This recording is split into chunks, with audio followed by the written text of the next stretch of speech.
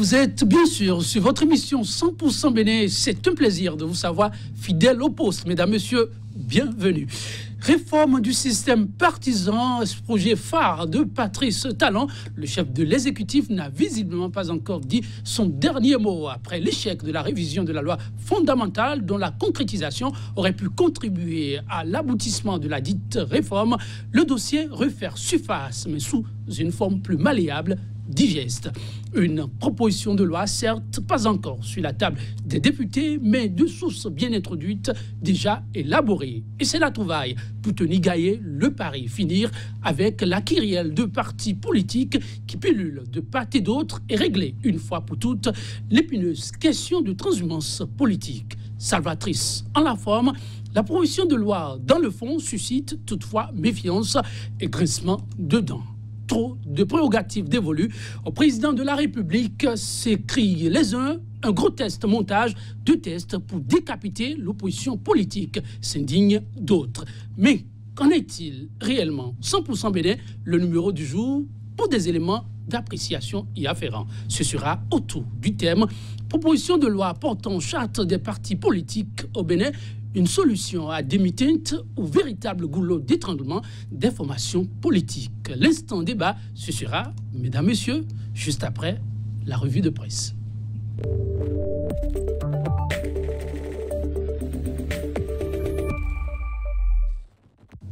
Poursuit l'aventure avec nous ce jour pour la présentation de la une des journaux.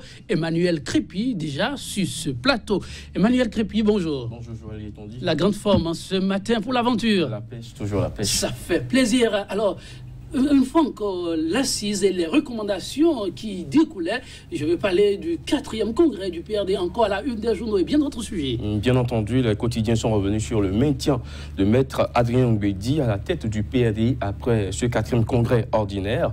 Il y a également le sujet sur la réforme du système partisan qui fera l'essentiel du débat de ce jour. Et puis, les quotidiens sont également revenus. Ils ont remis au devant de l'actualité la sortie médiatique du procureur de la République par rapport à 3 affaires, affaire CNSS, affaire ONASA et CAIA. Et que vous avez beaucoup de la matière, on peut dire, pour nos téléspectateurs. Bien entendu, l'actualité est bien fournie. Plateau, oui, très fourni. Et nous démarrons par Actu Express, tentative de corporisation des partis politiques par un dévoiement du système partisan. Talon se trompe de pays et d'époque, une veille permanente et un sursaut patriotique pour empêcher l'assassinat de la démocratie béninoise. Présence remarquable du grand rassembleur aux festivités commémoratives du roi d'Alada. Sébastien Ajavon, toujours respectueux des dignes dépositaires de nos traditions, une marque de haute considération, un signe de respect de la chefferie traditionnelle. La dépêche s'installe. Réforme du système partisan, les partis politiques désormais sous coupe réglée s'interrogent le quotidien. Nous passons à l'Afrique en marche et l'Afrique en marche affiche à la une affaire CNSS, ONASA et CAIA. Les audiences fixées pour ce mois. Les proches des mises en cause dénoncent le mois des procès politiques. Et puis en manchette, l'Afrique en marche affiche allégeance à la rupture. Les partis de Mbedi, Amoussou, Nago bientôt enterrés. Leur certificat de décès en voie d'être transmis au pouvoir en place, mais le combat des législatives est loin d'être gagné. Matin libre met en manchette présidence du PRD. Pourquoi Mbedi se maintient pour 4 ans? Le quotidien croit savoir les raisons et nous les fait ligne dans les colonnes, dans ces colonnes. Et puis planification, les barrières, planification familiale, les barrières religieuses progressivement levées. Nouvelle tribune à présent. 4e congrès du PRD, Mbedi fait planer l'incertitude sur son départ. Une exploitation de la jeunesse qui ne dit pas à son nom. Création de l'ANESP sous tutelle du chef de l'État. Talon veut dompter toute la classe politique. Et puis sortie médiatique du procureur de la République. Togbono dans une opération de communication. Il fait le point sur les 3 dossiers qu'il a gérés.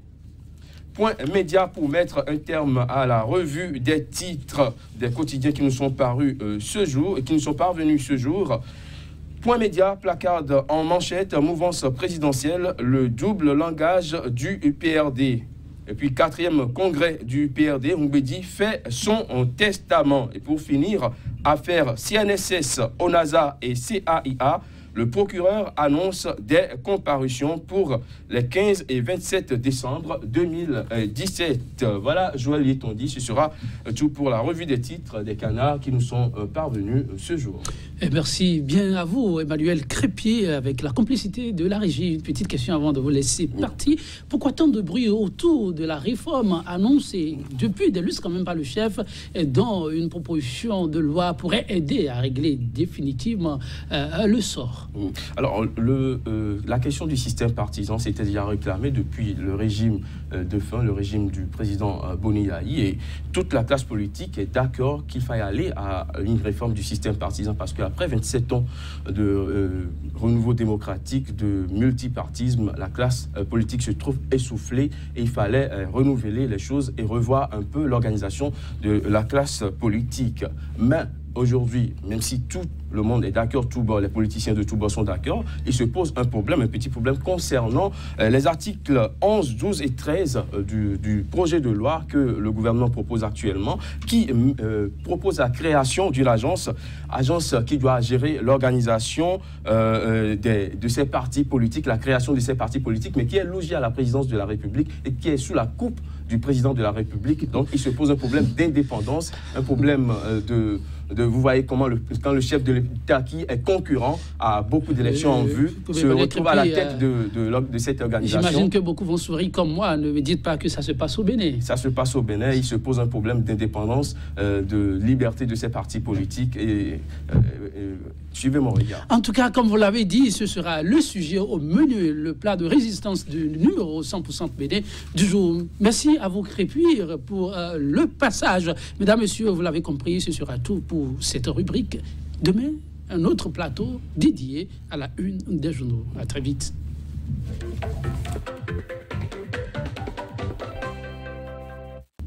Eh oui, vous êtes bien sur votre émission 100% Bénin. C'est un plaisir de vous savoir fidèle au poste. Mesdames, Messieurs, bienvenue. Réforme du système partisan, projet phare de Patrice Talon. Le chef de l'exécutif n'a visiblement pas encore dit son dernier mot. Après l'échec de la révision de la loi fondamentale dont la concrétisation aurait pu conduire à l'aboutissement de la dite réforme, le dossier refaire surface, mais sous une forme plus malléable, digeste.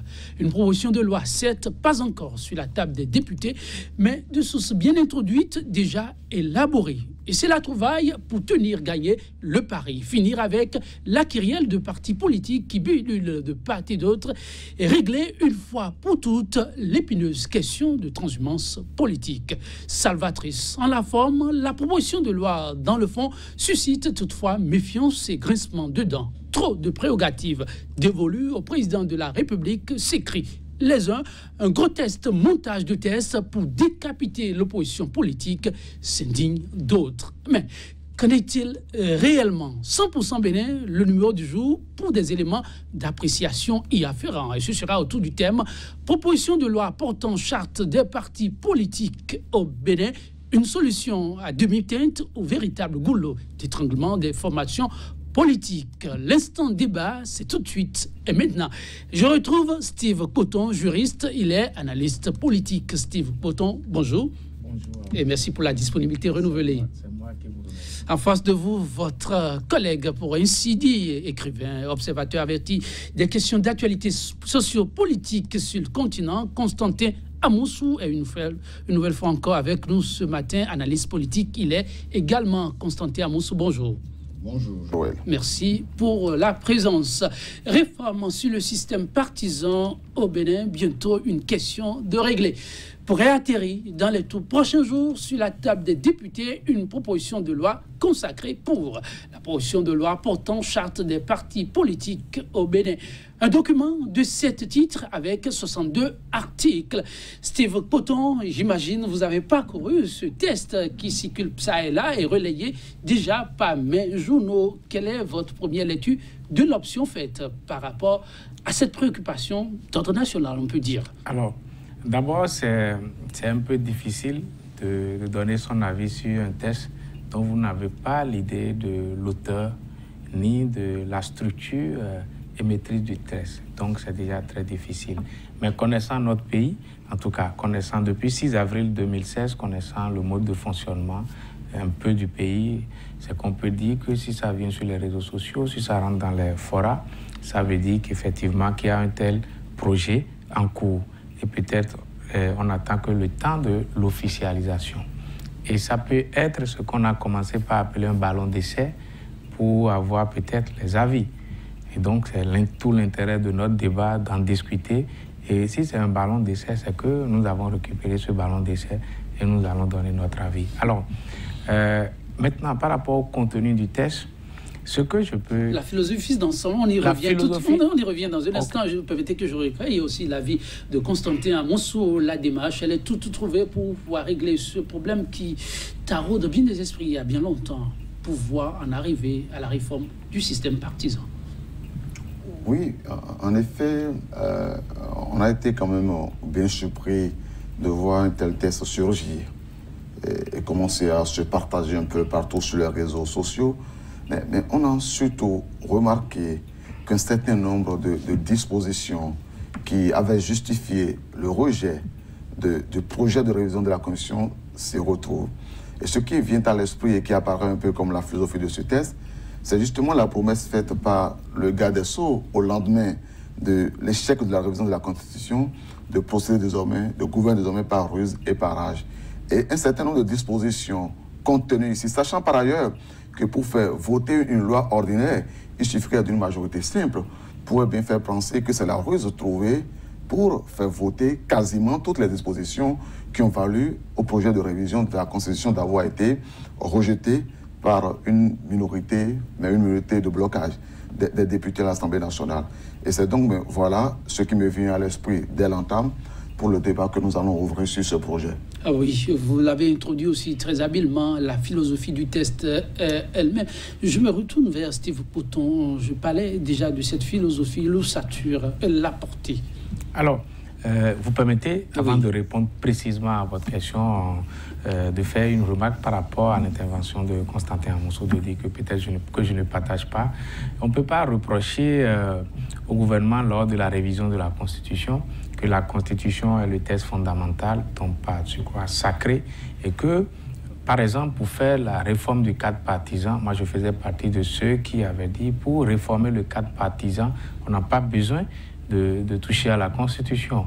Le cadre partisan est organisé par la charte des partis politiques. Donc, si c'est pour la réforme du cadre partisan, il suffit simplement de réviser, de toiletter la loi portant charte des partis politiques en plus du Bénin. Et on y est. Donc, si tel est le cas, c'est qu'on y est. Donc, on peut comprendre la démarche. Maintenant, par rapport à la philosophie, c'est que à la lecture du texte, on retient deux choses fondamentales. C'est que un souci, premier souci, c'est de réduire le nombre des partis politiques au Bénin. Et ça, sincèrement, ça ne veut rien dire dans le fond.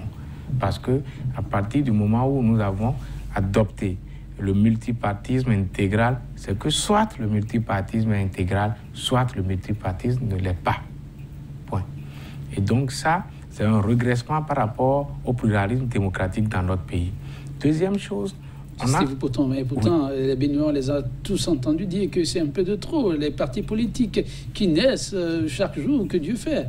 Mais peut-être qu'ils le disaient à tort. Continuez. Oui. Alors, deuxième chose fondamentale qu'on retient, c'est qu'il y a le souci de mettre des ressources financières publiques à la disposition des partis politiques. Et comme les ressources financières publiques sont gérées par le pouvoir central, c'est qu'on est en train de prendre soin de dire voilà comment on va faire pour tracer le chemin pour accéder à ces ressources financières publiques, à ces ressources financières publiques qui sont dans la main de l'exécutif. Autrement dit, c'est qu'on est en train de faire de l'État un gâteau, un festin où on veut sélectionner peut-être ceux qu'on n'a pas pu récompenser à travers les postes, les nominations à des postes politiques, restez mais dans vos partis politiques, mais on s'organise de telle sorte que vous aurez une manne financière pour vous aussi. Et c'est ça qui est véritablement regrettable. Et ce sont là les deux points qui ont retenu l'attention de Steve Cotton-Constantin Amonsou. Oui, la philosophie du test dans son ensemble, quelle est-elle, comment apparaît-elle à vos yeux? Oui, moi, je vais me prononcer également sur deux éléments. D'abord, le premier, en relation avec la création d'une agence qu'on a eu jusqu'à l'outrecuidance de baptiser d'agence indépendante avant d'avoir ajouté qu'elle est placée sous l'autorité du président de la République. En ajoutant que, eh bien, le président de la République est présent dans la structure à travers son représentant. Il faut peut-être rappeler, c'est essentiel, les objectifs qui sont assignés à cette agence. Cette agence aura le mandat de valider les dossiers d'enregistrement et de création des partis politiques. Elle aura le mandat, on a ajouté, de gérer les changements survenus dans la direction des partis politiques. Elle aura le mandat de procéder au financement des partis politiques, à la rétribution de la manne financière réservée à cet effet aux partis politiques. Vous voyez ces trois éléments pour m'en arrêter à eux. Mais lorsqu'on laisse le soin au président de la République, qui est lui-même dans la compétition politique électorale, d'être celui qui déterminera ou qui validera les dossiers de ses éventuels concurrents des partis politiques, vous savez très bien qu'on pourrait bien penser qu'on serait éventuellement dans une hypothèse où il veut jouer pour empêcher les partis politiques qui ne lui sont pas favorables de se faire accepter en usant de prétextes, y compris même dans l'hypothèse où on reconnaît la possibilité pour les partis politiques de faire un recours devant la Cour suprême. Or, faire un recours, c'est vrai, c'est une disposition de loi dont on pourrait dire qu'elle garantit l'expression du droit. Mais on sait aussi que les institutions sont ce qu'elles sont, pour autant qu'on ait pu dire que, eh bien, la loi organise l'indépendance des pouvoirs, et donc la séparation des pouvoirs politiques.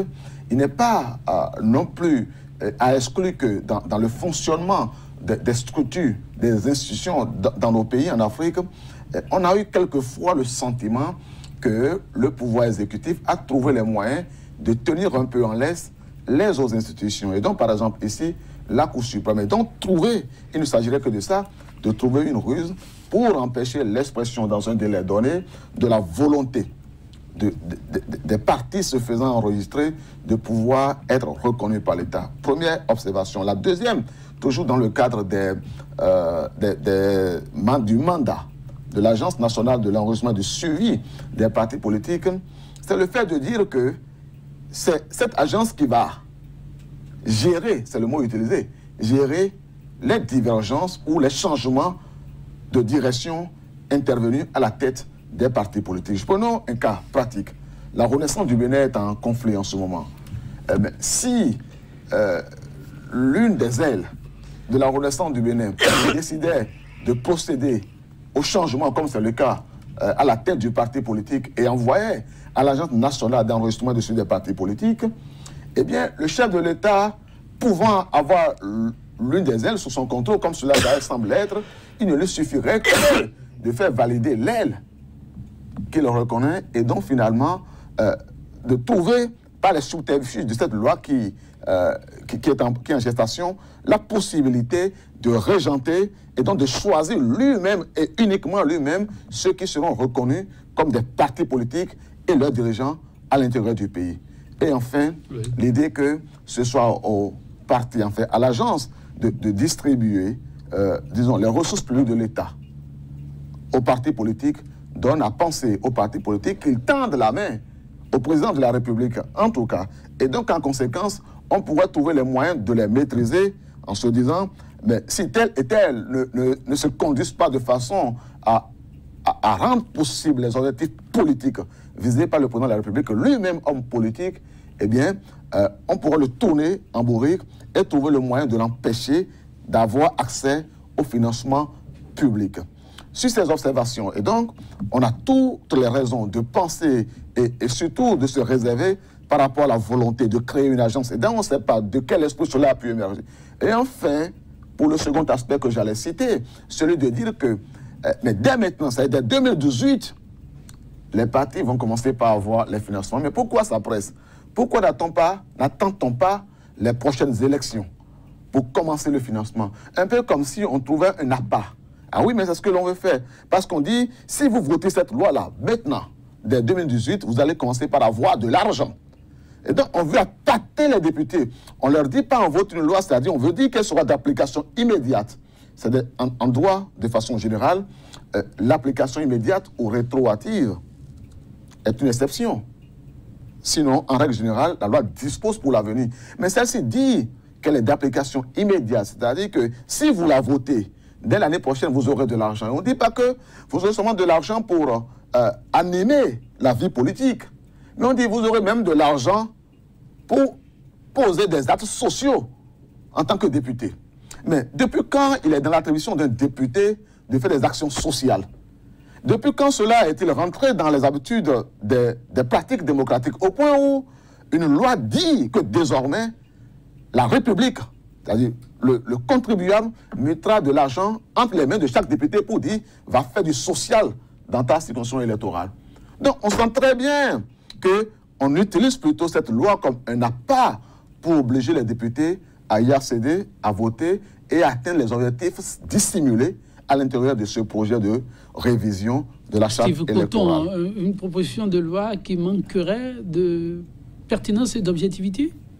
Je ne dirais pas que la proposition de loi manque de pertinence et d'objectivité. Mais ce que je peux dire, c'est que les auteurs et les rédacteurs de cette proposition de loi se sont trompés de diagnostic. Trompés de diagnostic? Je pèse bien mes mots.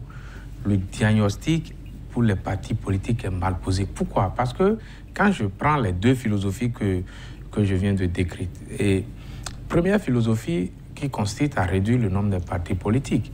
Mais si vous allez à l'Assemblée nationale, à peine vous avez 13 listes ou pas plus de 15 listes représentées au Parlement. Vous voulez dire que la réduction se fait d'elle-même? Par les populations.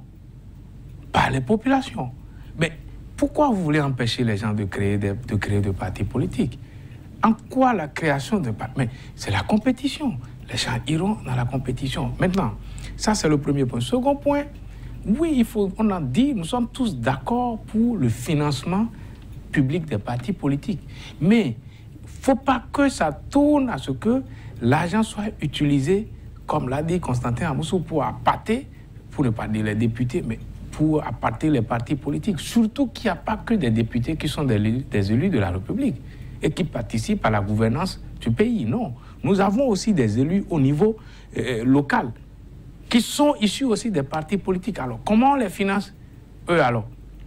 Pour revenir à ma question, pour dire pourquoi le diagnostic est biaisé? Parce que, normalement, après 25 ans, au moins s'il y a une chose qu'on... 25 ans de pratique et de renouveau démocratique. Notre pays a gagné en stabilité politique. Nous avons eu des acquis démocratiques. Et nous avons même essayé de professionnaliser notre système électoral et à travers les dernières élections qui sont passées chez nous sans contestation. Vous voyez un peu, sans contestation majeure. En tout cas, il n'en a même pas eu de contestation. Et donc, nous sommes en train de gagner en professionnalisme. Mais ce qui reste aujourd'hui, c'est quoi? C'est que, est-ce que la démocratie béninoise nourrit le peuple béninois? Ça, ce qui veut dire quoi? Ce qui veut dire les partis politiques qui sont les premiers pourvoyeurs du personnel politique, c'est-à-dire ceux qui sont impliqués dans la gouvernance du pays, d'accord? On doit commencer par s'interroger sur quelle est la pertinence de la gouvernance secrétée par ces partis politiques. Autrement dit, toute réforme du système partisan devrait avoir comme objectif final, c'est-à-dire l'amélioration de la gouvernance dans notre pays. Vous avez l'impression que la gouvernance se retrouve plus que jamais retardée, non seulement à des couacs regrettés et dénoncés hier. Mais non seulement on n'en a même pas tenu compte, mais c'est que on veut maintenant utiliser la charte des partis politiques pour accentuer la corruption politique et la mauvaise gouvernance politique dans le pays. Parce que l'intervention sociale des députés dont on est en train de parler, ça veut dire quoi? Ça signifie quoi? Qu'on met une manne financière à la disposition du député qui décide d'entretenir son électorat, ses électeurs avec ça. Ça existe dans quel pays? Donc ça n'a rien à voir avec pas une innovation. Le programme. Ça n'a rien à voir avec le programme d'investissement public du Parlement. Ou par exemple, par le passé, on a vu des parlements au Bénin, par exemple, aller faire des voies pavées par le passé.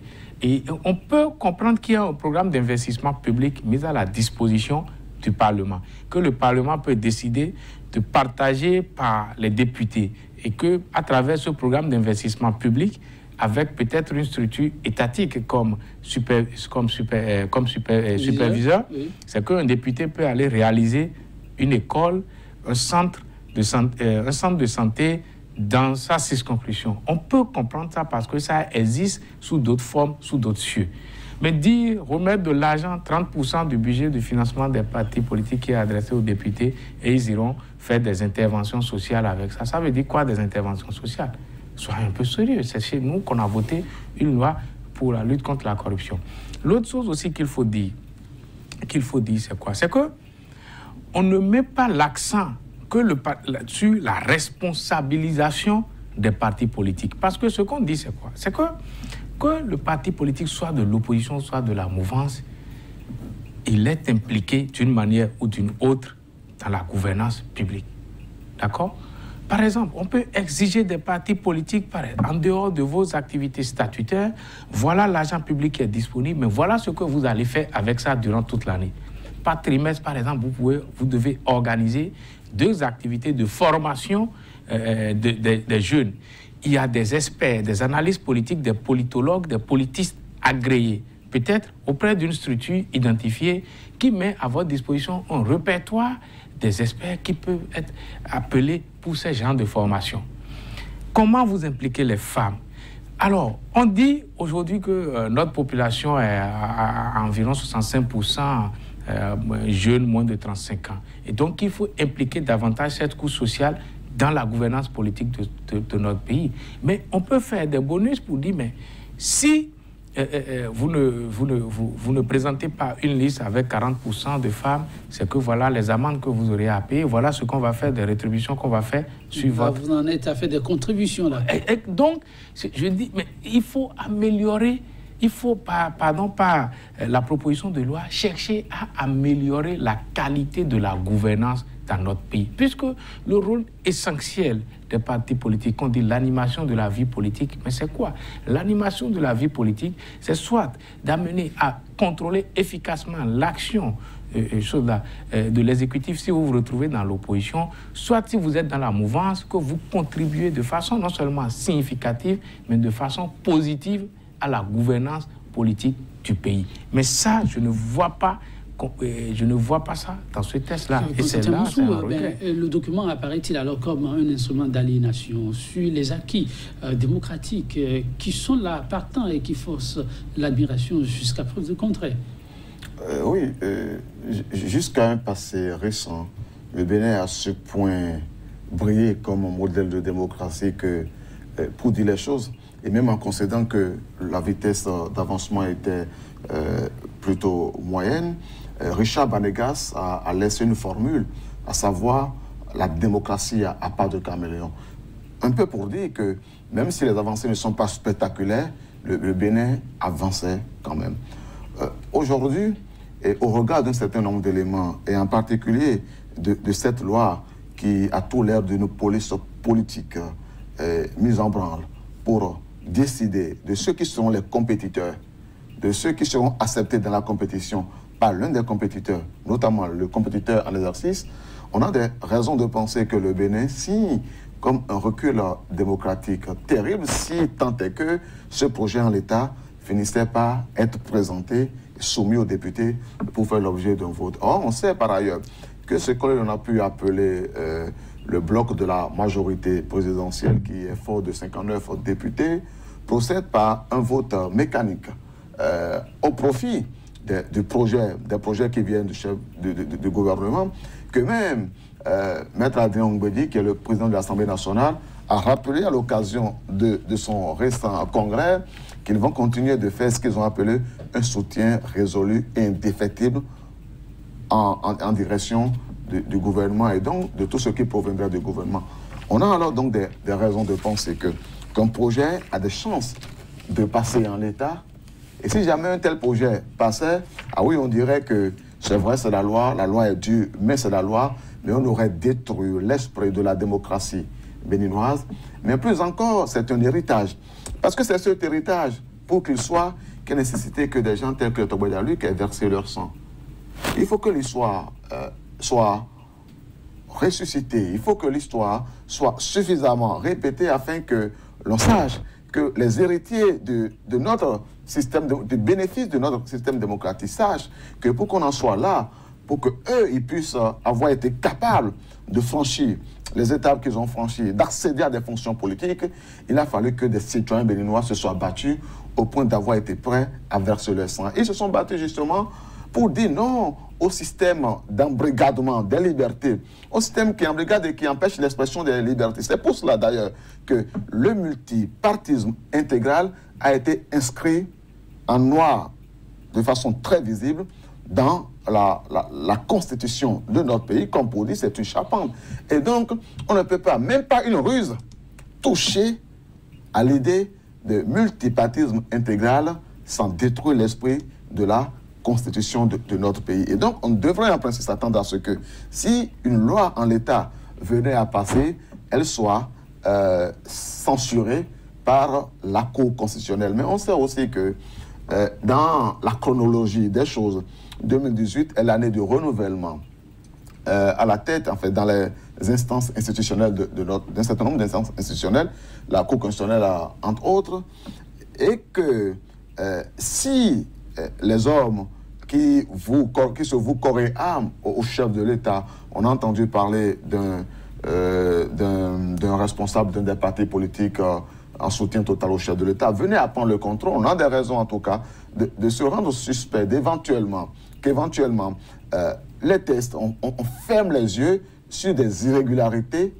sur des illégalités flagrantes qui touchent même au corps et à l'esprit de notre système démocratique. Et donc, c'est le principal motif de souffrance que je ressens en tant que Béninois pour dire que ceux qui nous dirigent doivent savoir et doivent se rappeler qu'au-delà de tout, l'histoire retiendra leur nom et retiendra le rôle qu'ils auront joué, la partition qu'ils auront jouée dans la construction et peut-être même dans la destruction du modèle démocratique béninois. Steve, pourtant, la charpente démocratique béninoise serait-elle la menacée ou un peu déséquilibrée ou branlante? Je n'irai pas si loin parce qu'il ne s'agit que d'une loi quand même. Il ne s'agit pas de la Constitution elle-même. Donc, oui. Les gens peuvent retenir leur souffle. Oui, ça peut arriver. Non, on peut. Il y a plus de peur que de mal, même si ça arrive. Oui, il s'agit qu'une loi. Et une loi qui n'est même pas encore un projet de loi. Parce qu'on ne sait pas qui, on veut voir qui porte la proposition. Et vous êtes sûr de trouver qui portera ça? Oui, mais de toute façon, si c'est déposé au Parlement, il faut qu'un député signe.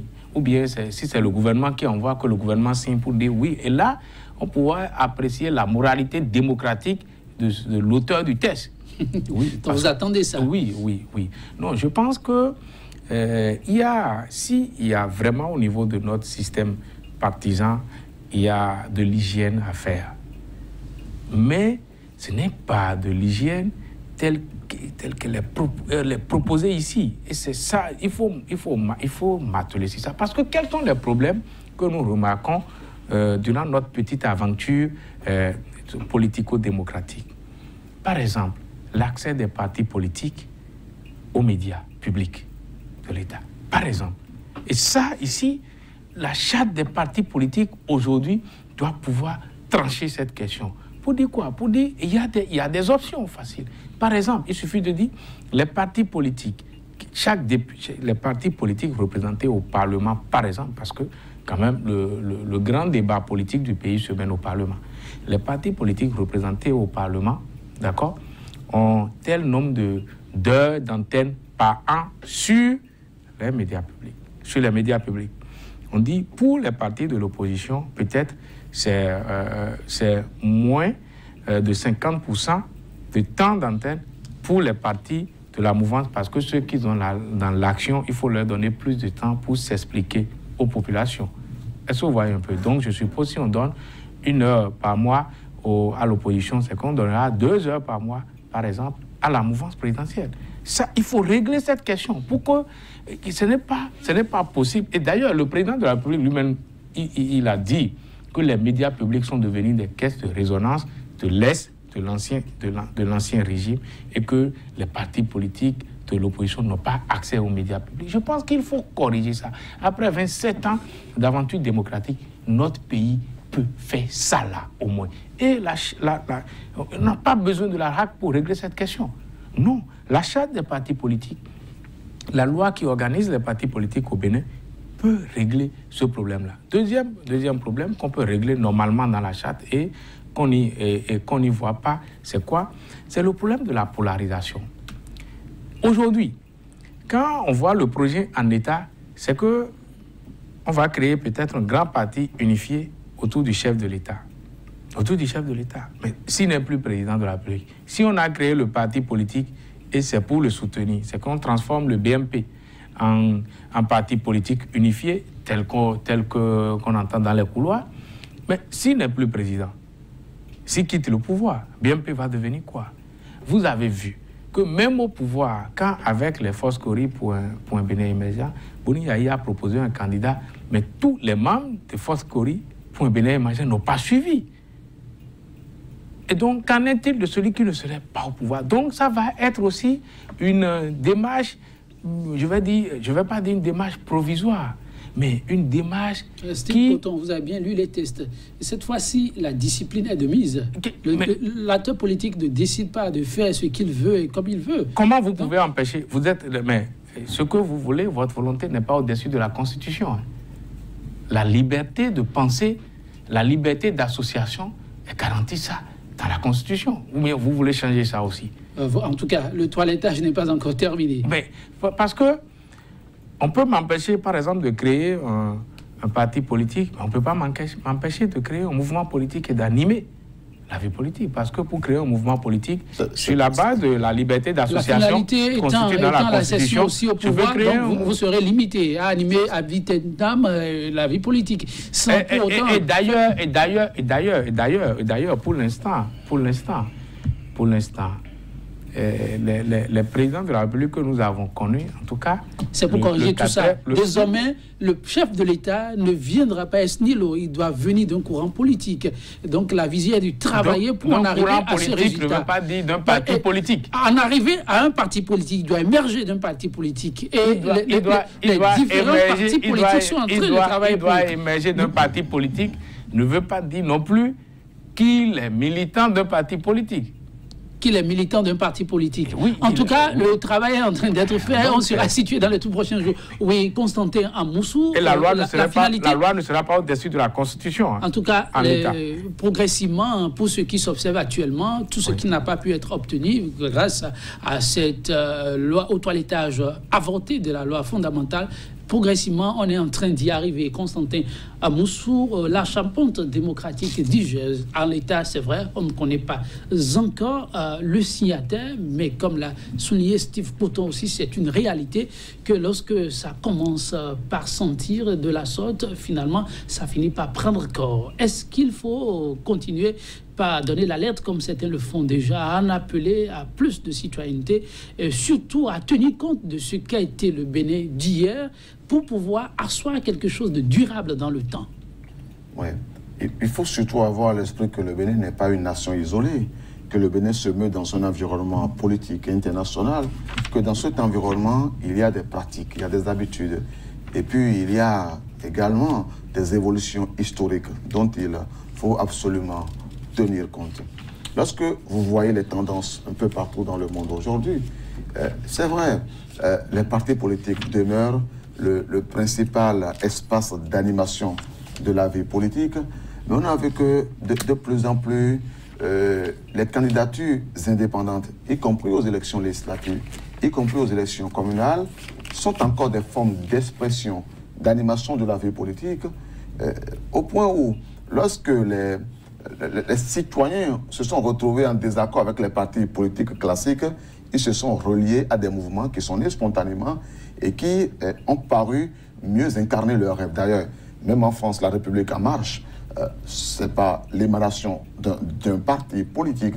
Dans l'esprit de la loi que prévoit le Bénin, Macron ne pourrait pas émerger. Bon, Talon lui-même n'aurait pas pu émerger parce qu'il a dit par ailleurs qu'un parti politique devrait pouvoir présenter des candidats à toutes les élections. C'est-à-dire que si nous avons manqué de présenter des candidats aux élections locales, nous ne pouvons pas, c'est fini, nous perdons notre statut de parti politique. Nous ne pouvons pas présenter. Mais un parti politique a son programme, il a ses actions et il doit, parce que c'est un rapport de force, tenir compte également du contexte, de l'environnement, des éléments géostratégiques pour se déterminer par rapport aux enjeux.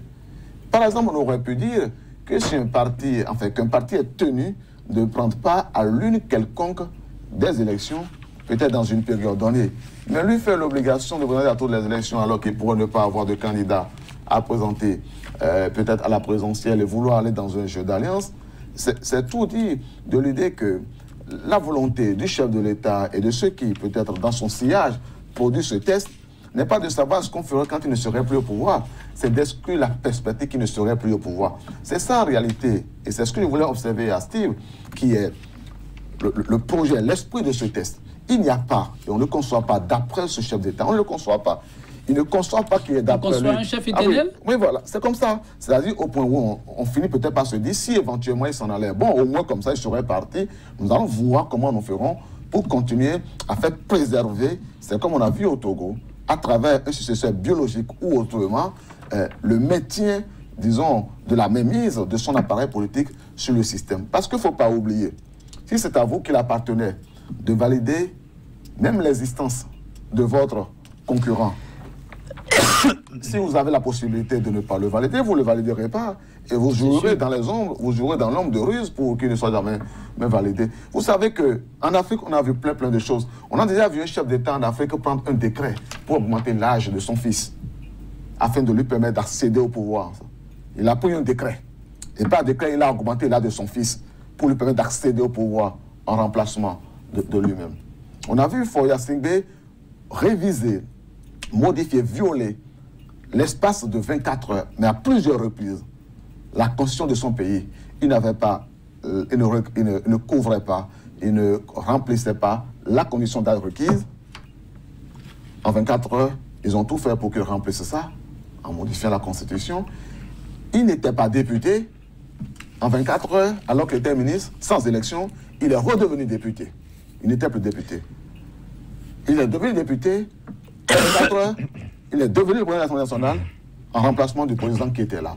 Et donc, quand on a vu ces antécédents et que le Bénin s'est valu par l'histoire, par son histoire, par son combat politique, d'avoir été une lumière que l'on regarde et à côté duquel ces pays étaient des risées, mais bien, le Bénin semble aujourd'hui être en train de devenir encore plus ridicule que les démocraties, disons, papadocrates que nous avions vues.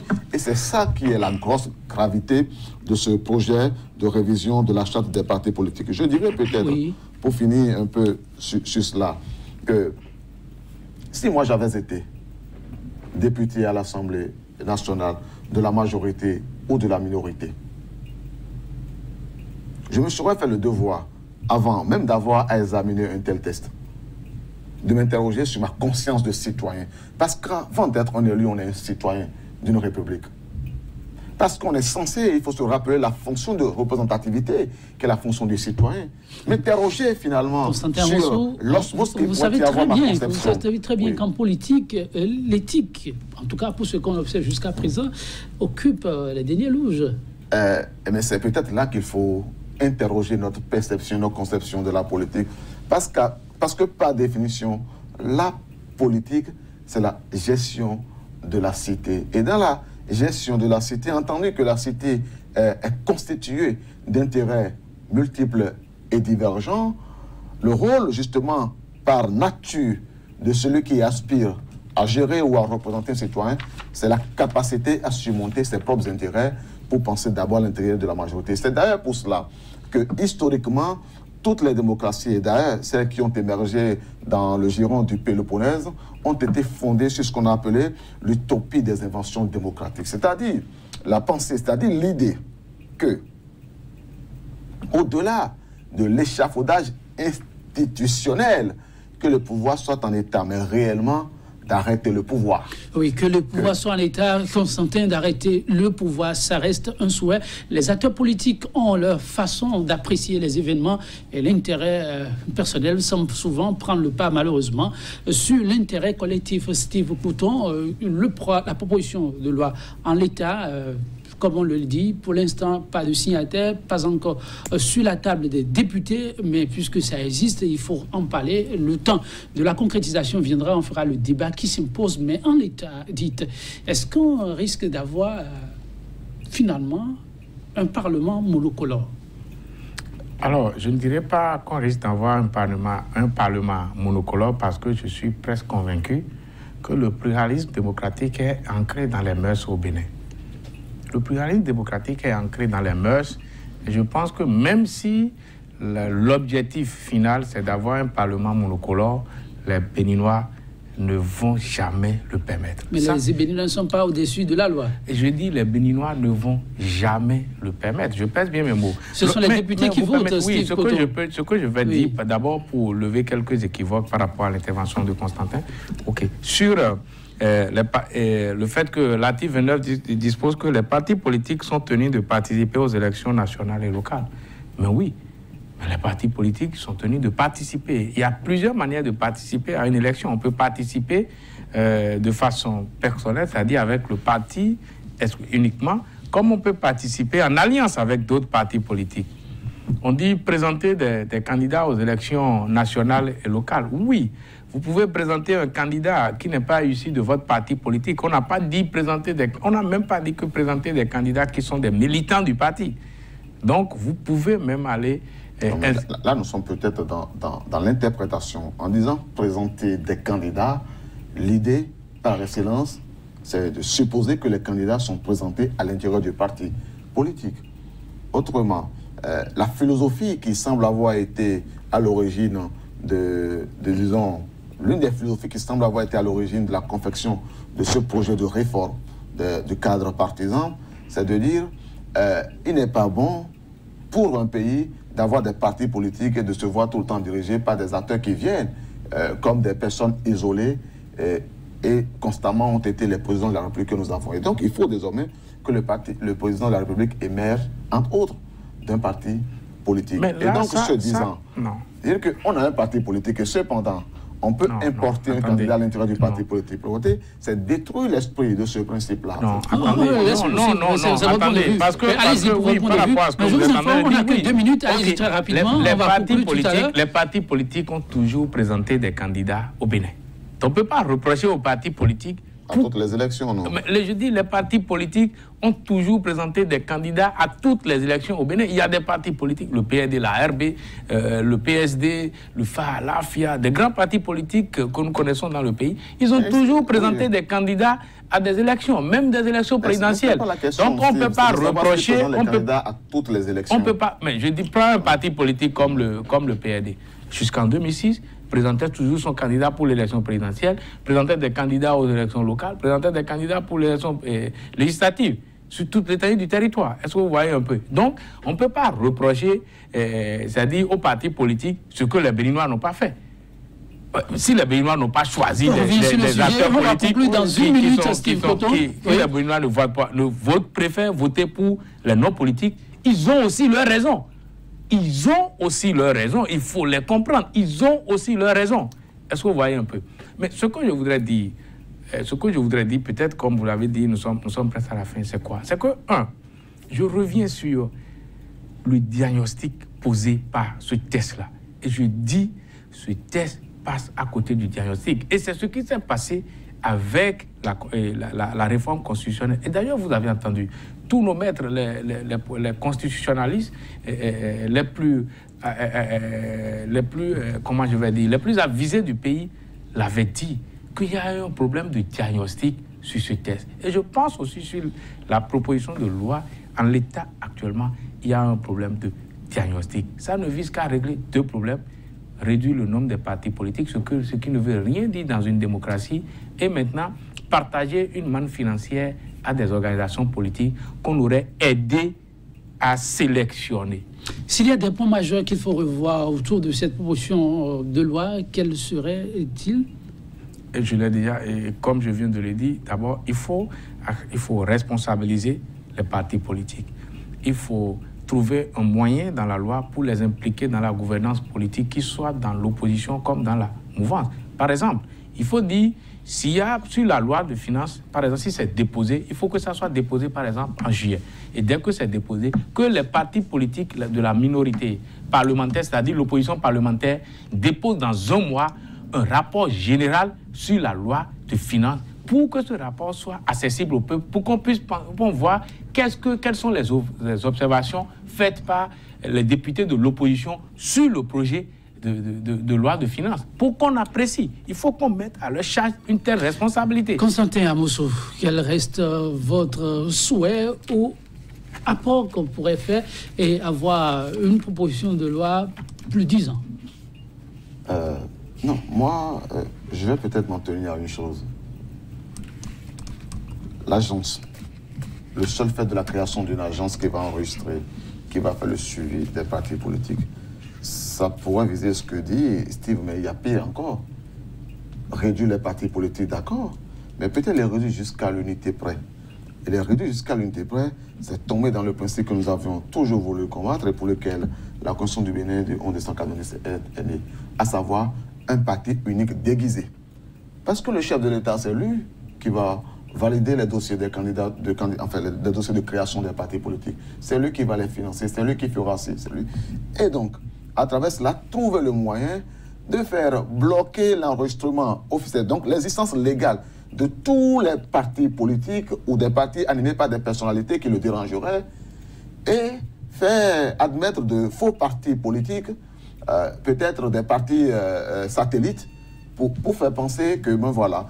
Et donc, c'est pour cela que, même sur la principale chose et la première, l'agence, c'est complètement à dissoudre. Merci Constantin Moussou, merci Steve Poton. Mesdames, Messieurs, vous l'avez compris, on clôture ainsi ce numéro de 100% Bénin. Le débat vient à peine d'être lancé puisqu'officiellement, le test n'existe pas. On attend la position d'une signature, un test qu'on aura peut-être reloqué.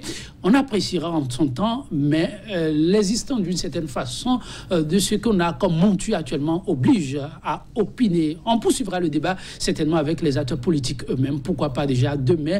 Cette citation, enfin, du dramaturge et poète français Pierre Corneille, pour mettre un thème à ce numéro de 100% Bénin, l'espoir, le mieux fondé, n'a jamais trop de force. Et dans un grand dessein, rien n'est à négliger.